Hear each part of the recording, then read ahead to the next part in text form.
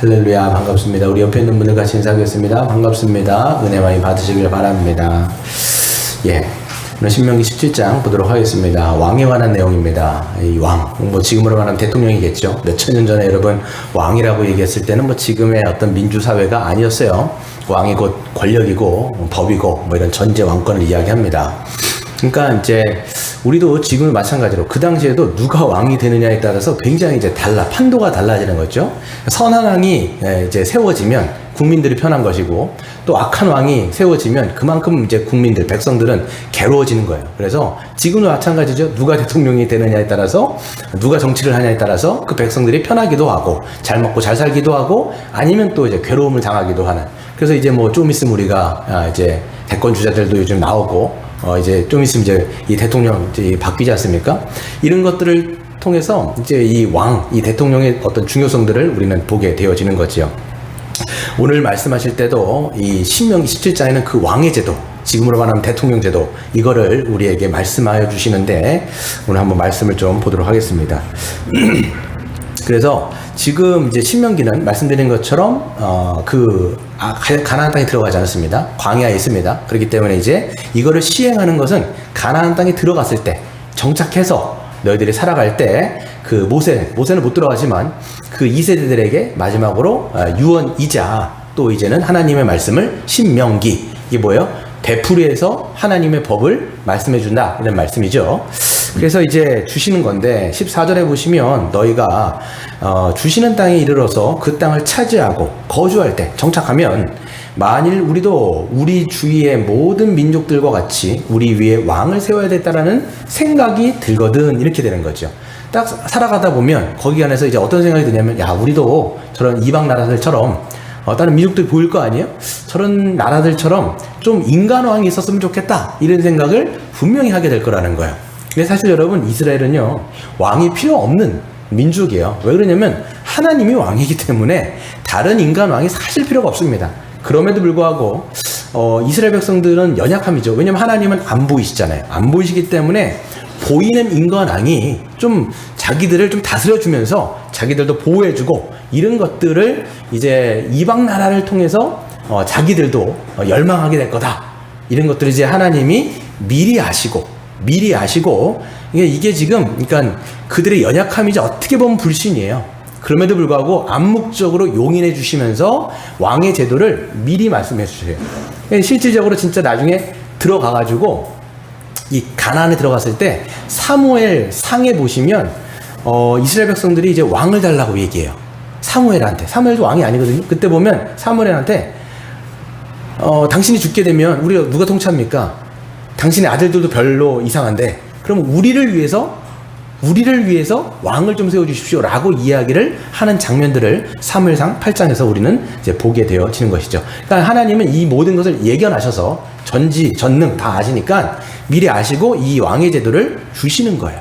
근데 보시면 아시겠지만 이웃 나라의 왕권과는 전혀 다른 제도를 주십니다. 이게 왕이긴 한데 왕이라기보다는 하나님의 종이고 또 백성들을 섬기는 그런 왕이라는 것을 우리가 알 수가 있죠. 그래서 15절에 보시면 반드시 내 하나님 여호와께서 택하신 자를 너의 위에 왕으로 세울 것이며 내 위에 왕을 세우려면 내 형제 중에서 한 사람을 할 것이요 내 형제 간의 타국인을 너희들을 위해서 세우지 말아라, 이렇게 얘기하는 거예요.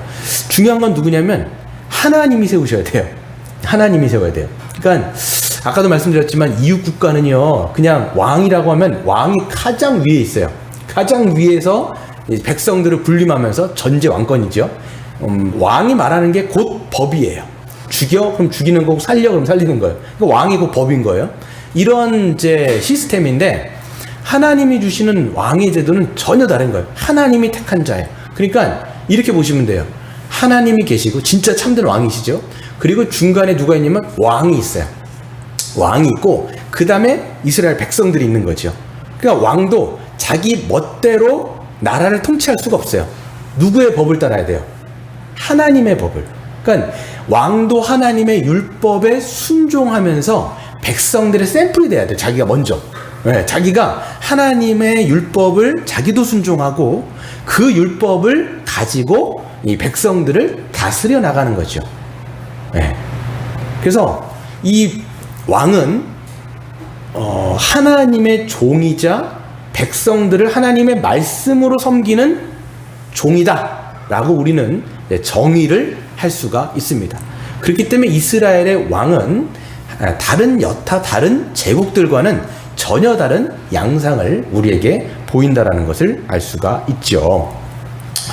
그래서 보시면 16절에 보시면 쭉 그 왕이 하나님이 세우신 자인데, 왕이 된 사람은 어떤 행동을 해야 되는지를 분명하게 말씀하시는데, 세 가지를 하나님께서 소극적인 명령을 해주시고요, 한 가지를 아주 적극적인 명령을 주십니다.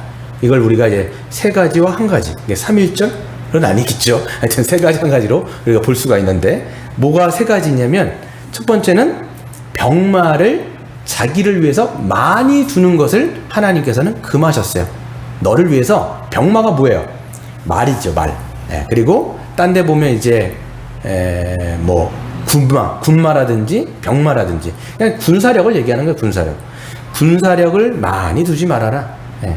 그래서 보시면 16절에 그 백성을 애굽으로 돌아가게 하지 말 것이니 이는 여호와께서 너에게 이르시기를 너희가 이후에는 그 길로 다시 돌아가지 말 것이라 하셨음이며 그랬어요. 그래서 이게 이제 군사력이라고 하는 게 그 당시에 이제 자국을 보호하고, 그렇죠? 국가의 기강을 세우고 다른 외적들로부터, 다른 민족들로부터 방어할 수 있는 시스템이 병마죠. 병마, 군사력이에요.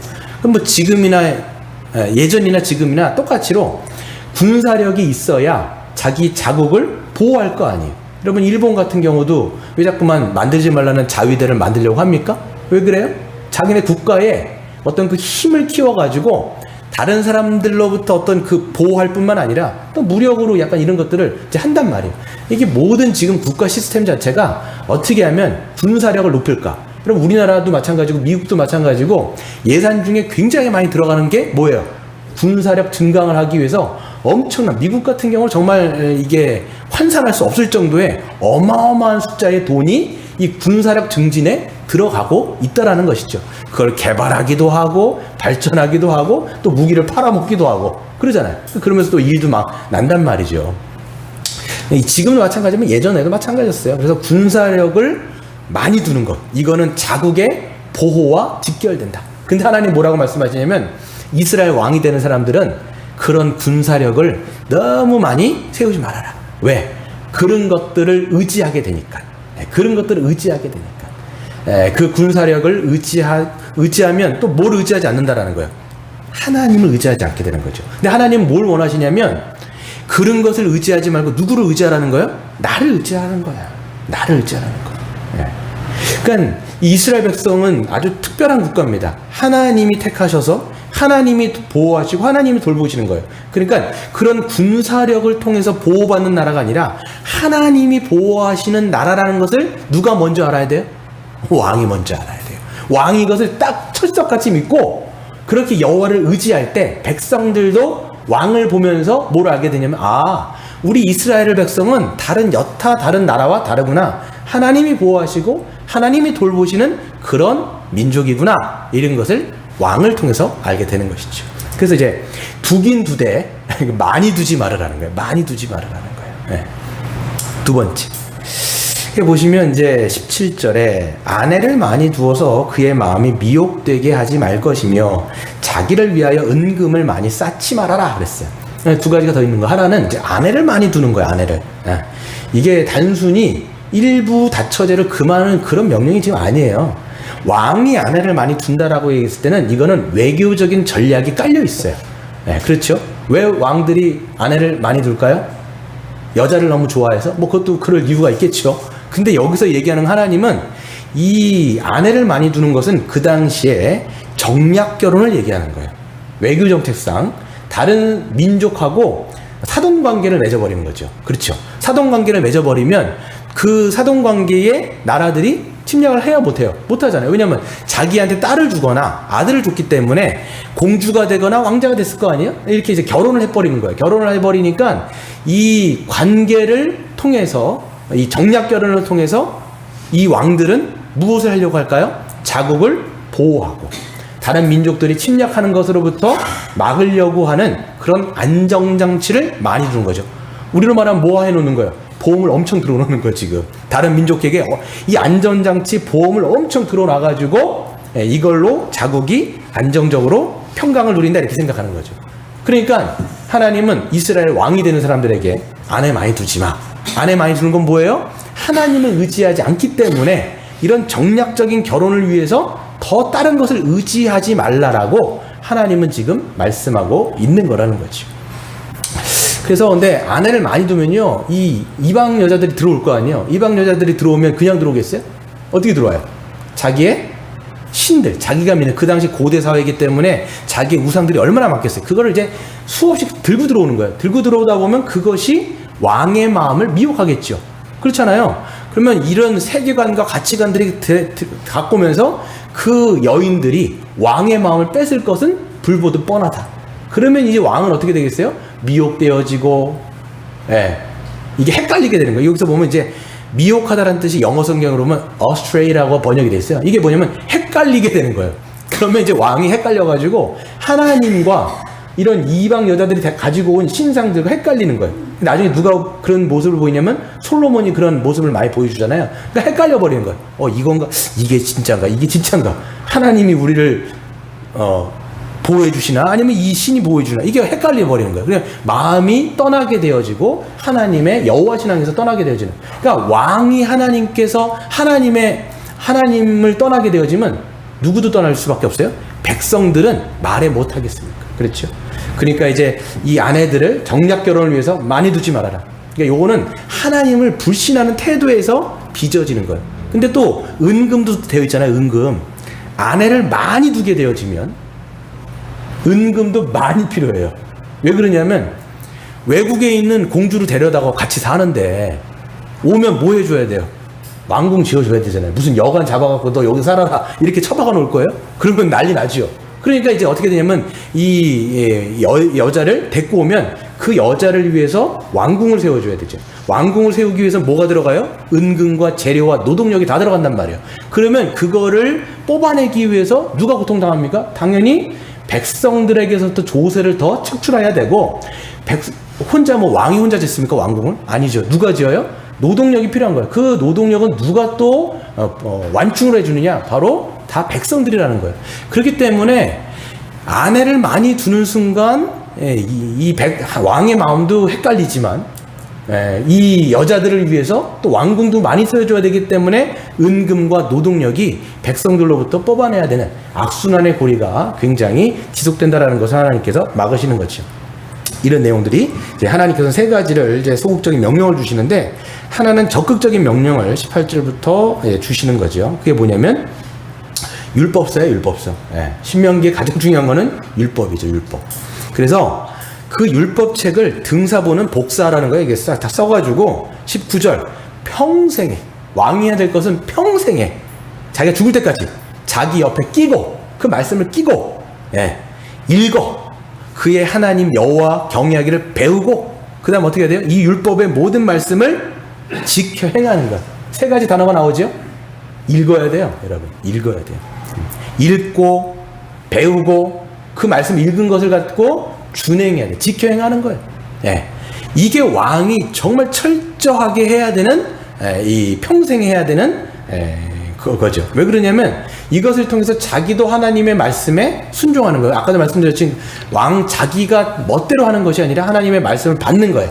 그것을 받아서 자기도 순종하고 그 말씀을 순종하는 것을 통해서 백성들에게 모범이 될 뿐만 아니라 그 말씀으로 하나님의 나라인 그 이스라엘 백성들을 다스려 나갈 때 그럼 누가 통치하는 것과 똑같은 거예요? 왕이 통치하는 게 아니라 진짜 참된 왕이신 하나님이 통치하는 하나님 나라가 되어지는 것이죠. 그러니까 누가 제일 중요하냐면 왕이 굉장히 중요한 거예요. 그래서 왕이 누가 쓰느냐에 따라서 이 이스라엘 백성들이 하나님의 나라로 평강을 누리기도 하고 왕이 잘못 세워짐을 통해서 여호와 신앙에서 떠나가지고 이스라엘 백성들이 이 쇠퇴기를 맞기도 하는 그런 모습을 우리가 볼 수가 있습니다. 그렇죠. 그래서 여러분 그러면 이스라엘 백성들이 이제 들어가가지고 왕을 세웠는데 왕이 제대로 섰냐라는 거예요. 섰을까요, 안 섰을까요? 그러면 이스라엘 백성들, 제대로 된 왕들, 하나님이 택하신 왕들이 이 모든 말씀을 제대로 지켰을까요, 못 지켰을까요? 예, 그쵸. 중간에 우리는 다 잘 못 지켰다는 걸 우리가 알 수가 있습니다. 뭐 그 중에는 괜찮은 왕들도 있었지만 그렇지 않은 왕들이 훨씬 더 많았고, 그것이 이스라엘 백성들의 역사였죠. 그래서 왕이 제대로 세워지지 못함을 통해서 이 이스라엘이 쇠퇴기를 맞는 그런 모습을 우리는 아주 자주 목도하게 되어집니다. 그래서 보시면 이스라엘 백성들이 이제 항상 왜 그 이방 나라의 침략을 많이 받았습니다. 굉장히 많이 이방 나라의 침략을 받았는데 그때마다 역경을 겪는 거죠. 누가 막 이제 이스라엘 백성들이 작은 나라예요. 여러분 생각할 때 엄청나게 민족의 수도 많고 땅덩어리도 큰 나라가 아니라고 제가 이미 말씀드렸어요. 어느 정도냐면 이스라엘의 그 가나안 땅이 우리나라의 어떤 강원도 지역밖에 안 돼요. 그러니까 우리나라 남한보다도 훨씬 적어요. 그 정도로 작은 아주 요만한 이 코딱지만한 국가인 거예요. 예. 그러니까 얼마나 그 외세, 그 당시에 보면 뭐 바벨론이라든지 아수르라든지 블레셋이라든지 이런 대제국에 등살에 끼어가지고 맨날 그 새우등 터지는 것처럼 맨날 그렇게 하는 거예요. 근데 하나님은 오히려 그런 나라를 통해서 뭐를 배우게 하시냐면 내가 너희가 이렇게 작은 민족이지만 내가 보호하는 거야. 이거를 자꾸만 알게 그들로 하여금 믿게 하시는데 이때마다 그들은 역경이 올 때마다 하나님을 의지하지 못해요. 왜? 하나님은 안 보이니까. 그쵸? 우리 같아요. 하나님은 안 보이니까, 하나님은 영이시기 때문에 안 보이니까 보이는 것을 자꾸만 의지하려고 하는 이 인간적인 습성이 있어요. 그래서 이 사람들이 뭘 의지하게 될까요? 당연히 병력을 의지하는 거예요. 마병을 의지하는 거예요. 그러다 보니까 아수르가 침략을 해오는데, 그러면 어떻게, 여러분이 생각할 때 한 나라의 왕이에요? 대제국이 쳐들어와요? 그럼 여러분 어떻게 하겠습니까? 아수르보다도 더 그거와 비등비등할 만한 다른 국가의 힘을 빌려서 그 아수르를 처단하려고 얘기하게 하지 않겠습니까? 그러다 보니까 이 이스라엘 백성들이 애굽으로 이 백성들을 보내는 거예요. 왜? 애굽에 가갖고 좀 우리에게 힘 좀 도와달라. 병사 좀 우리에게 지원해달라. 우리가 그러면 아수르로부터 보호를 받을 거니까 좀 도와달라. 그래서 하나님이 이미 여기 신명기에서 말씀하는 내용이 나중에 열왕기상 하하 보면요 다 이루어져요. 이사야 선지자에 보면 이렇게 돼 있습니다. 이렇게 제가 그냥 읽어드릴게요. 이사야서 31장인데 도움을 구하러 애굽으로 내려가는 자들은 화 있을진저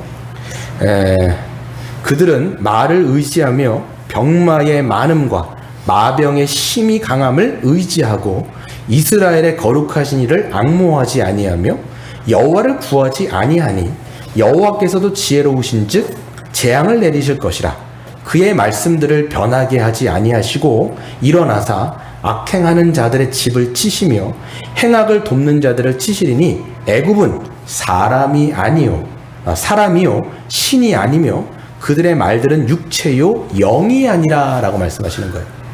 너희들은 왜 살아계신 하나님이 있는데 저 애굽도 안개와 같이 사라지는 그런 허무한 것들인데 마치 신처럼, 마치 능력 있는 것처럼, 마치 어떤 너희들을 보호해줄 만한 어떤 역량이 있는 것처럼 그런 것들을 의지하고 있냐 이 어리석은 자들아 라고 하나님께서 이스라엘 백성들에게 말씀을 하시는 거예요. 그래서 저는 이런 것들을 보면서 마치 우리 같다. 그렇잖아요. 우리도 하나님은 계신데 진짜 어려움이나 진짜 역경이 닥치게 되어지면 하나님께 고하지 않죠. 왜? 하나님은 별로 우리에게 힘이 될 것 같지가 않은 거예요. 아유, 하나님 뭐 기도한다고 뭐 들어주실까? 하나님 무슨 능력이라도 있으실까? 그러니까 하나님을 우리는 약간 종이 호랑이 같은, 그러니까 전화해도 안 받는 어떤 사장님 뭐 이런 거 있잖아요. 전화 좀 받으세요. 안 받는 거예요 자꾸만. 그런 분으로 우리는 자꾸만 인식을 하다 보니까 다른 것을 의지하는 거죠.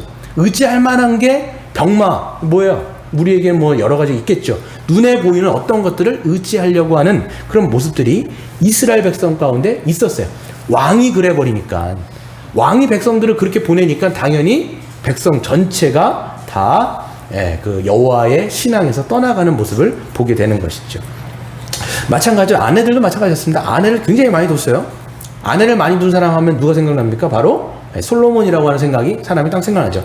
왕이었는데 그 사람은 이제 얼마나 많이 뒀냐면 애굽에 마찬가지예요. 이 사람은 애굽에 공주를 데리고 옵니다. 정략 결혼을 한 거예요. 그러면서 애굽 사람뿐만 아니라 다른 여러 이방 나라의 공주들을 데리고 와가지고 결혼을 막 해요. 정략 결혼을 했던 거예요. 그러니까 보험을 엄청 들어놓은 거예요. 솔로몬도. 그렇게 우리가 솔로몬 하면 하나님의 지혜를 받은 그런 선왕이라고 생각하는데, 그런 선왕도 나중에 말기에, 사람이 말기가 좀 안 좋아요. 제가 보니까 처음에 좀 잘하다가, 목회자도 처음에 잘하다가 말로가 안 좋은 사람이 참 맞아요. 네, 그렇잖아요. 우리도 마찬가지예요. 우리가 초반에 좀 잘 나가다가 사람이 좀 뭐가 되어지면 교만해지다 보니까 오히려 여호와를 떠나. 그러니까 우리의 인생에 있어서 위기는요, 못 나갈 때가 아니라 잘 나갈 때. 제가 보니까 잘 나갈 때 보면 사람이 교만해져. 그러니까 보면 이제 이 솔로몬도 좀 잘 나갈 때 보면 나중에 어떻게 합니까? 후궁들은 엄청 둬요. 후궁이 몇 명이에요? 700명. 첩이 몇 명이에요? 300명. 여러분, 후궁이라는 사람이 어떤 사람이냐면, 여기 보면 로얄 버스라고 돼 있어요. 이게 뭐냐면 그냥 사람이 아니라 귀족들의 사람들을 다 자기의 공주들로 맞이한 거예요. 700명이 다 그 로얄 패밀리인 거예요. 왜 그렇게 했어요? 정략적으로 결혼을 그만큼 했다는 거예요. 첩은 아닐 수 있어요. 근데 그 정도로 솔로몬도 여호와가 아니라 여러 곳에다가 빨대를 꽂아놓고 어떻게 한 거예요? 보험을 엄청 안전장치를 깔아놓은 거예요. 그러다 보니까 그 여인들이 와가지고 어떻게 합니까? 솔로몬의 마음을 흔들어 놓는 거예요. 계속. 그러니까 여러분, 그 열왕기 11장에 보면 어떤 내용이 나오냐면, 하나님이 나타나세요. 꿈에도 나타나시고 해가지고, 솔로몬아 정신 차려라. 네가 나한테 구했던 그 기도도 내가 다 응답했는데 살아계신 하나님을 의지해야지 왜 너 자꾸만 여인들을 통해서 그런 우상들을 숭배하느냐. 경고를요 생전에 2-3번을 해주세요. 근데 솔로몬이 마음을 이미 다 뺏겼어요. 뭐라고 써있냐면, 솔로몬이 그 여인들을 사랑하였더라, 이렇게 돼 있어요. 그러니까 하나님을 사랑했던 그 솔로몬의 마음이 여인들에게 가고, 그리고 다른 우상들에게 가면서 나중에는 어떻게 하냐면 솔로몬도 우상의 어떤 참여를 하게 되어지는 그런 모습을 보게 되는 거죠. 그러니까 이제 보시면 이제 이 왕들도 제대로 된 사람들이 없었던 거죠. 그리고 마찬가지로 하나님은 말씀에 대해서 굉장히 강조를 하시잖아요. 말씀에 대해서, 왕에 대해서. 왕은 정말 이 말씀을 사모하고 읽고 그 다음에 배우고 그것을 준행하는 자야 된다. 근데 이스라엘의 왕들은 그 역사 속에서 어땠냐? 말씀에 무지했어요. 그래서 나중에 이제 이스라엘의 역사를 보시면 초반엔 좀 괜찮아요. 어디까지 괜찮으면 다윗까지 괜찮아요. 다윗까지 괜찮고, 나중에 가면 이스라엘 왕들이 하나님의 말씀에 무지하다라는 것들을 보게 됩니다. 이제 말에 갈수록 더 그래요. 나중에 어떤 사람이 나오냐면 므낫세라는 사람 아시죠? 므낫세. 히스기야의 아들이 므낫세예요. 히스기야는 선왕입니다. 네. 그래서 하나님의 말씀으로 개혁도 하고 막 그래갖고 산당도 막 쪼개고 막 이랬던 사람이 히스기야인데, 어떻게 그런 아버지 밑에서 므낫세 같은 어떻게 그런 후레 자식이 나왔는지 모르겠는데, 하여튼 므낫세는 악한 왕이었어요. 인신제사를 막 드리게 하고, 그렇죠? 막 이런 일들도 막 자행했던 왕인데, 그 아버지 밑에 누가 나왔냐면 므낫세 아들 요시야가 나옵니다. 요시야는 이제 뭐 아버지가 그러다 보니까 하나님의 율법에 대해서 거의 무지했어요. 몰랐어요. 그러니까 이제 근데 요시야는 좀 성품이 좋았던 것 같아요.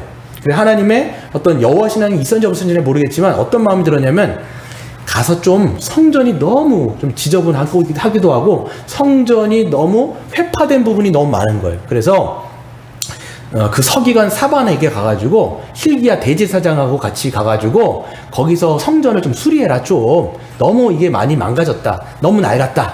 이래가지고 둘이, 서기관하고 대제사장이 성전에 가갖고 수리를 하러 갔는데, 거기서 뭘 발견하게 되냐면 딱 율법책을 그때 발견한 거예요. 그러면서 이 사람은, 서기관이 어떤 사람이냐면 율법책을 필사해야 되는 사람이고, 대제사장은 그 하나님의 말씀인 이 율법책, 모세오경이죠. 이것을 가지고 백성들에게 가르치기도 하면 이것대로 제사를 드려야 되는 사람이에요. 근데 율법책이 있는지도 모르는 거예요. 그래가지고 자기네들이 보고 놀란 거예요. 이런 책이 다 있네? 이러면서 사반이 왕에게 가가지고 그 책을 읽어줍니다. 모세오경을 막 읽어줘요. 이 지금 책을 읽어주면 그러면 당연히 거기 안에 뭐가 있었어요? 신명기가 있었겠죠. 이거를 왕이가 막 읽어주니까 왕이 거기서 옷을 찢고 가슴을 찢고 회개를 하는 거예요. 뭐라고 얘기하냐면 우리가 하나님의 말씀 너무 몰랐구나. 지금 우리가 이렇게 이방 나라들의 침략을 당하고 이렇게 우리가 역경을 당하는 이유는 하나님의 말씀을 너무나 몰랐고 그 말씀대로 우리가 순종하지 않았기 때문에 지금 우리가 당하는 것은 하나님의 진노가 퍼부어지고 있는 거구나 라는 것을 그때 깨달아요. 그러면서 그 율법책대로 그 이스라엘 백성들을 개혁하고 개간하는 사역들을 했던 게 누구냐면 요시야였던 거예요. 예. 그러니까 이스라엘 백성들의 왕이 하나님이 줬던 그 왕의 품격 세 가지, 한 가지 이거를 제대로 지켰던 왕이 거의 없었다라는 것을 우리가 알 수 있고 그것을 통해서 이스라엘 백성들이 제대로 통치를 못 받았어요. 그러니까 왕이 잘못되니까 통치를 못 받게 되어지고 결국은 하나님의 통치가 아니라 이방 나라의 통치를 받고 결국은 망해서 역사 속에서는 흔적도 없이 사라지는 그런 일들이 벌어진 것이 바로 이스라엘의 구약의 역사예요. 그러면서 성경은 우리에게 무엇을 보여주냐면 그래서 선지서라든지 이런 데를 읽어보면 무엇을 보여주냐면 이스라엘 왕은 인간 왕들은 부족하다. 인간 왕 중에서 괜찮은 사람이 없다. 이걸 보여주기 때문에 결국은 우리로 하여금 뭐를 소망하고 무엇을 기다리게 하냐면 참된 왕이 오시겠구나를 기다리게 만드는 거예요. 그분은 메시아이자 하나님의 나라의 왕으로서 이 땅 가운데 하나님의 말씀으로 통치할 진짜 참된 왕이 오시겠구나라는 것들을 우리로 하여금 기다리게 만드는 거예요. 그게 여러분 이사야서라든지 수많은 선지서에 나와 있는 거예요. 우리가 성탄절만 되면 읽는 구절들 있죠. 이사야서 7장 같은데 그는 기묘자요 어깨에 정사를 맺고 하나님의 아들이자 평강의 왕이요 이렇게 이야기하면서 그분이 오실 것입니다 라는 것들을 이사야서에서 계속 예언을 하는 거예요. 진짜 왕이 올 거니까 그 왕을 좀 기다려라. 그 왕을 좀 기다려라. 소망해라.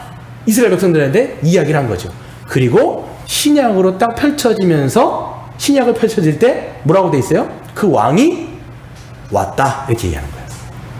그 왕이 왔다라는 거예요. 그 왕이 누구예요? 우리는 알고 있죠. 그 왕이 누구예요? 우리 주 예수 그리스도라는 거예요. 예. 그래서 마가복음 같은 데를 보시면 하나님 나라가 가까이 왔으니 너희는 회개하고 복음을 믿어라 라고 말씀하시면서 예수님이 참된 하나님 나라의 왕으로서 인간이자 참된 신으로서 이 땅 가운데 하나님의 율법의 말씀으로 이 세상을 통치하여 참된 평강과 안식과 은혜를 주실 왕으로 이 땅에 오셨다라는 것을 선포하는 거죠. 이것을 우리는 신약을 읽어가면서 보는 거예요. 구약에서 이해하는 데였던 그 왕이 이분이 맞구나 라는 것을 우리가 알 수 있죠. 그런데 놀랍게도 그 참된 이분은 여느 왕과는 달라. 인간 왕이 아니에요. 하나님 나라의 진짜 참된 왕인데 세상 왕과는 너무 다르고 이스라엘 왕과도 너무 달라요. 오시는데 왕같이 오시지 않죠. 여러분 왕이라면요 어떻게 태어나셔야 돼요? 정말 화려한 궁궐에서 정말 모든 사람의 보필을 받으면서 모든 사람의 시중을 받으면서 그렇게 태어나야 되는데 이 왕이 오셨는데 그분은 어디서 태어나셨어요? 비천한 말구에서 태어나셨다는 것들을 성경은 이상하게 조명을 하는 거예요. 그걸 우리에게 보여주는 거예요. 왜냐하면 세상 왕과는 전혀 다르다는 것을 계속 보여주는 거죠. 그리고 그분이 태어나는 과정도 마찬가지예요. 왕이라고 하면요 여러분 왕이 세상 왕과 여러분 이스라엘 왕들이 했던 일들이 뭐였어요? 계속 힘을 동원하고 계속 권력을 붙잡아서 더 이 백성들 위해 군림하려는 모습들이 세상의 왕들의 모습이었는데 하나님 나라의 왕은 이 예수님은 그런 모습과는 전혀 정반대의 모습을 보여주는 거예요. 오히려 힘을 포기해요. 권력을 놔버려요. 사람들은 예수님의 기적을 막 보면서 야, 왕 삼아야 되겠다. 그러면 여러분 그 정도의 세간의 인기를 얻었으면 지금 정치인들 마찬가지잖아요. 뭐 하려고 해요? 민심을 얻으려고 얼마나 저렇게 어떻게 보면 그냥 핏대를 세워가면서 악착같이 민심을 얻으려고 얼마나 혈안이 돼 있어요, 여러분. 그게 여러분 정치인들이 하는 거 아니에요? 근데 예수님은 그냥 기적을 보여주는 즉시 민심이 예수님께로 오는 거예요. 그런데 예수님은요, 그런 권력과 힘을 잡을 수 있는 자리에서 오히려 도망가세요. 그런 힘을 포기하기도 하고 권력을 놓기도 하고 오히려 세상 왕들은 꼭대기로 올라가서 정점을 찍으려고 하는 것이 세상 왕들의 모습이었다면, 정치인들의 모습이었다면 예수님 반대로 잠깐 내려가는 모습을 보여주세요. 이것이 바로 예수님이 이 땅에 왕으로 오셨지만 세상 왕과는 전혀 다른 모습으로 우리에게 하시는 모습이죠. 그래서 세상의 권력과 힘을 잡은 자들이 오히려 예수님을 대적합니다. 오히려 힘과 권력으로 예수님을 대적할 때 예수님은 그 힘과 권력으로 맞대응하지 아니하시고 오히려 그것들을 내려놓는 방식으로 취하시는 거죠. 오히려 그때 예수님은 하나님을 의지하는 모습을 보이세요. 성부 하나님을 의지하세요. 그럴 때마다 예수님이 어딜 가시냐면 한적한 곳에 가셔서 기도하셨다는 말이 마태복음, 마가복음에 계속 등장하죠. 왜 그럴까요? 예수님은 그런 힘을 의지하시는 분이 아니에요. 예수님은 그런 권력을 의지하시는 분이 아니라 뭘 의지하셨냐면 여호와 하나님을 의지하는 모습으로 끊임없이 자기를 드리는 모습을 보여주시는 거죠. 그리고 심지어는 세상의 권력이 자신을 붙잡아 와서 죽이려고 했을 때 여러분 우리 같았으면, 우리가 정말 우리가 예수님의 자리에 있었다면 그랬을 때 예수님은 능력도 있고 기적도 베풀 수 있었잖아요.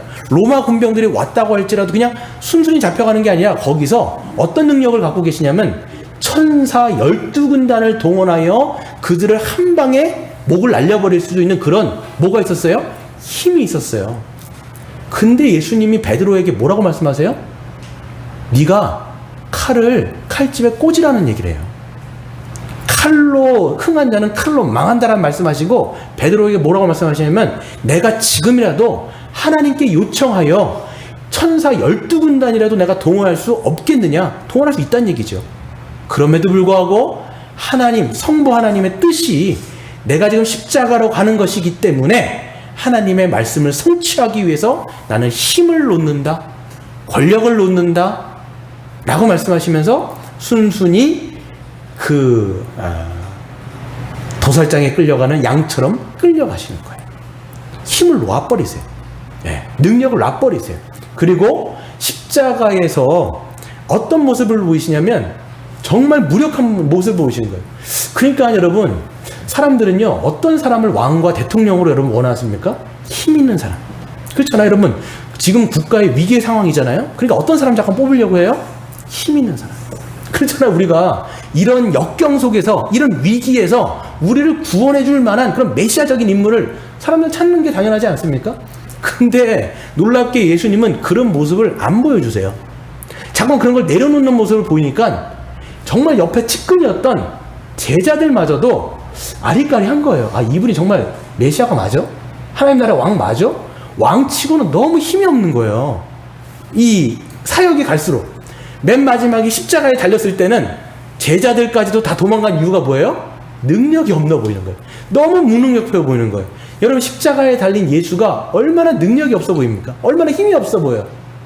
그러면서 예수님은 무력하게, 아주 연약하게, 그때도 여러분 여러분 능력이 없어서 그렇게 달리신 것이 아니라 그것을 통해서 맨 마지막까지도 누구를 의지하신 걸 볼 수 있어요?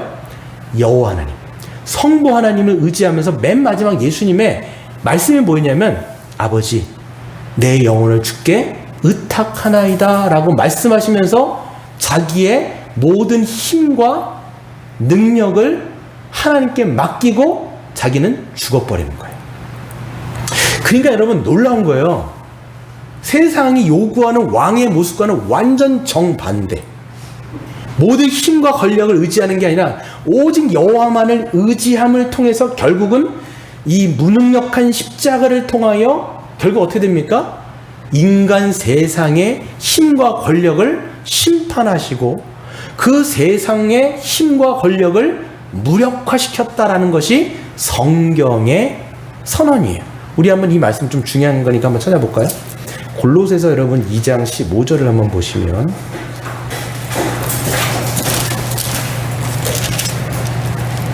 골로새서 2장 15절 326페이지 제 성경으로 골로새서 2장 15절 같이 한번 읽어볼까요? 시작. 통치자들과 권세들을 무력화하여 드러내어 구경거리로 삼으시고 십자가로 그들을 이기셨느니라. 힘과 권력을 추구하는 그 세상.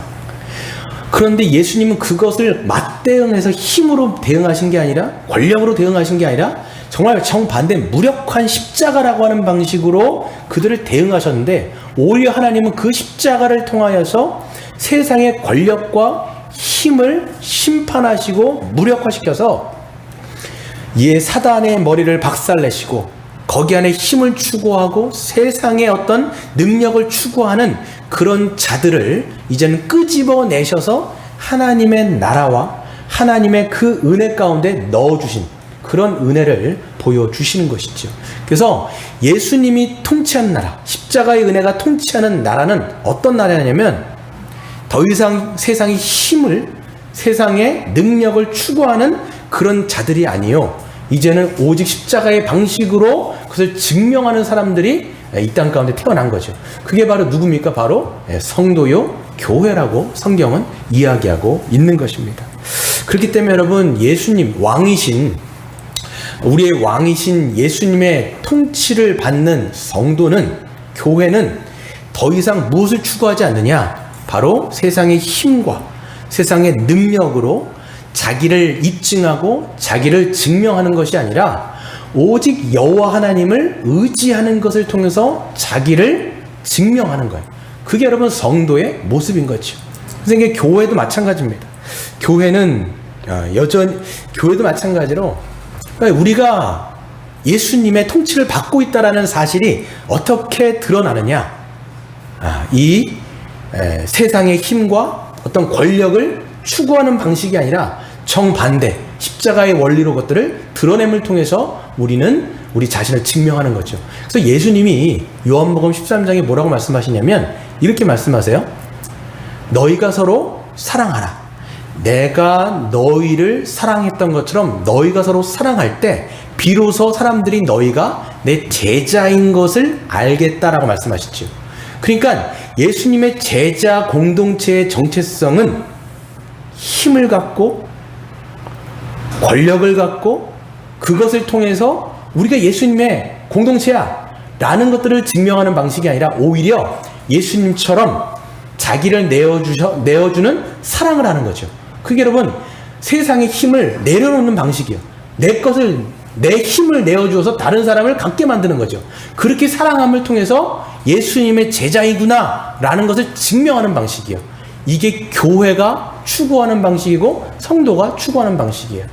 근데 여러분 생각해 보시면 교회는요 여전히 끊임없이 어떤 유혹에 빠지느냐, 이 세상의 힘을 추구하려고 하는 욕심, 또 세상의 어떤 능력과 권력을 통해서 우리를 입증하려고 하는 방식을, 그런 유혹을 자꾸 받는 게 작금의 교회다라고 이야기할 수가 있습니다.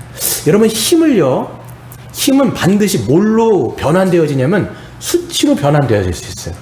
왜 그러냐면 여러분 게임 같은 거 하시는 분들 보시면요, 내가 어떤 레벨을 갖고 있느냐, 그 레벨이 항상 뭘로 나타나요? 숫자로 나오잖아요. 나는 50이야, 나는 60이야, 나는 70이야. 숫자는 항상, 힘은 숫자로 변환되어져요.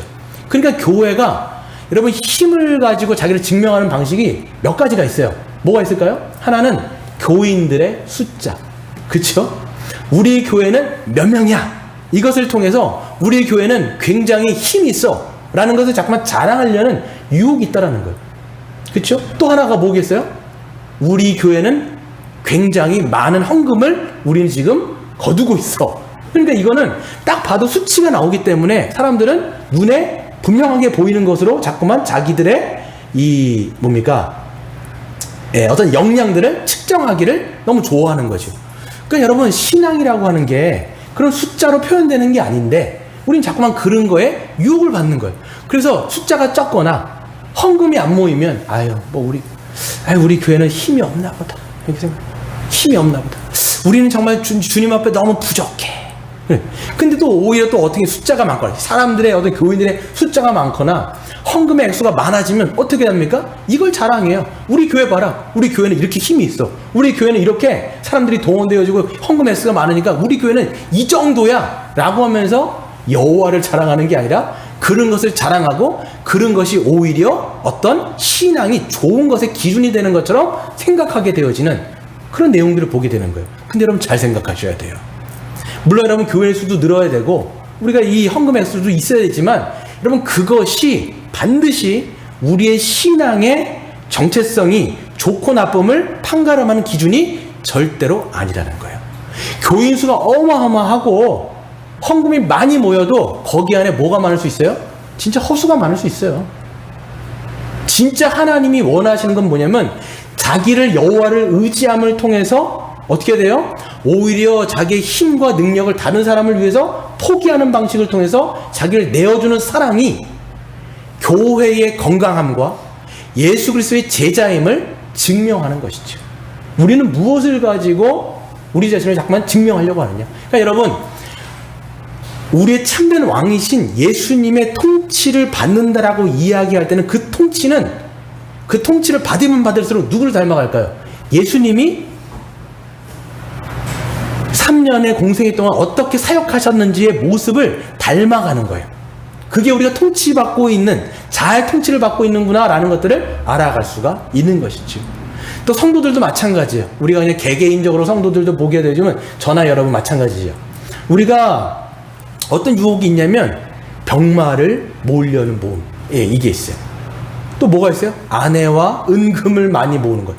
여러분 이것들이 여러분 필요 없다라는 게 아니에요. 그러니까 하나님이 지금 뭐라고 말씀하셨어요? 야, 병마 갖지 마. 은금 갚지 마. 아내 갖지 마. 이렇게 하셨어요? 아니 뭐라고 말씀하셨어요? 병마와 은금과 아내를 뭐 하지 말아라? 많이 갖지 말아라. 왜? 눈에 보이는 그것들 때문에 너희가 여호와께로부터 마음이 떠나서 하나님 의지하지 않고 그거 의지할까 하노라. 이렇게 얘기하는 거예요. 지금으로 말하면 병마 같은 건 스펙이라고 생각해요. 스펙 쌓아야 돼, 안 쌓아야 돼요? 우리 뭐 청년들은 없으시지만 청년들 있다면 또 우리가 생각할 때 스펙 없어서는 안 되는 것이죠. 열심히 또 우리 스펙도 쌓아야 되는 건 맞아요. 열심히 해갖고 스펙도 쌓아야 되고 그것을 통해서 직장 생활도 해야 되고 하는 게 맞는데 뭐가 있냐면 많이 이거에 혈안이 돼서 이게 내 인생의 전부인 것처럼 생각하면 결국은 뭘 의지하게 돼 있어요? 성도들은 말도 이렇게 해요. 뭐를로 잠깐만 자기 아이덴티티를 증명하려고 하냐면 나는 이런 스펙이 있어. 나는 지금 이런 직장이야. 나는 이렇게 지금 연봉을 많이 벌고 있어. 이거가 자기의 뭐가 돼요? 아이덴티티가 되는 거예요. 그 성도들 안에서도 뭘 잠깐 자랑해요? 우리 아들은, 우리 며느리는 이런 것이 있어. 뭐를 자랑해야 되냐면 성도는 주 안에 그리스도 안에서 성도가 된 것. 그리고 성도로서 얼만큼 예수님을 따라가며 살아가는 것을 그게 우리의 자랑이 돼야 돼요. 얼마나 신실하게 살아가는지가 자랑이 돼야 되는데 그게 아니라 스펙을 자랑하는 거예요. 그러니까 우리는 이런 것들이 있어야 되지만 이것이 우리의 목적이 아니라는 걸 분명히 알아야 되는데 그렇기 때문에 우리는 삶 속에서 자족해야 되고 뭐 해야 돼요? 절제하는 게 성도에게는 아주 큰 미덕인데 그렇게 하려면 뭐가 있어야 되냐면 하나님의 통치를 왕이신 예수님의 통치를 계속 받아야 돼요. 그 통치가 뭐겠어요? 오늘 왕에게 주어진 명령이 우리에게 주어지는 거예요. 뭐예요? 너희 평생에 무엇을 끼고 하나님의 말씀을 너희 옆구리에 끼고 말씀 안 돼요. 보셔야 돼요. 읽고 배우고 준행함을 통해서 우리는 하나님의 통치를 받을 때 이런 병마가 은금이 이런 아내가 전부가 아니다 라는 것들을 알아야 돼요. 그래서 말씀을 읽는 공동체가 중요해요. 여러분 이 말씀을 읽는 공동체가 왜 중요하냐면 말씀을 개인으로도 읽지만 우리가 함께 공동체적으로 서로 모니터링해 줄 수 있는 공동체가 분명히 있어야 됩니다. 그래서 혼자 가난한 성도는 힘이 없어요. 왜 그러냐면 공동체가 없기 때문에. 실제로 우리가 신앙생활을 진짜 잘하고 그리스도 안에 굳건하게 살려면 내 옆에 든든한 아군들이 있어야 돼요. 그게 뭐예요? 하나님의 말씀의 통치를 함께 받으며 서로를 격려해주고 서로 모니터링해주고 야 지금 그렇게 살아가면 안 되는데 이런 것들을 함께 견주어줄 수 있는 기준이 되어줄 수 있는 공동체가 있을 때 우리는 세상의 기준을 두지 않아요. 아, 그렇구나. 우리 같은 이렇게 신앙 가운데 있는 살아있는 공동체가 있구나. 여기가 기준이구나라는 것을 바라보면서 우리도 때로는 절제하고 이게 다가 아니라는 걸 알고 살아가게 되는 것이죠. 그래서 여러분 우리가 그래서 저는 생각할 때 이 통치를 받고 공동체가 있고 그리고 그죠. 그것을 통해서 우리가 그리스도 안에서 은혜롭게 살아갈 수 있다라고 말씀드릴 수 있습니다. 그래서 오늘도 우리가 이 왕의 통치를 받는지 늘 받을 수 있도록 하나님 앞에 기도하고 그래서 간구하는 저와 여러분 되었으면 좋겠습니다.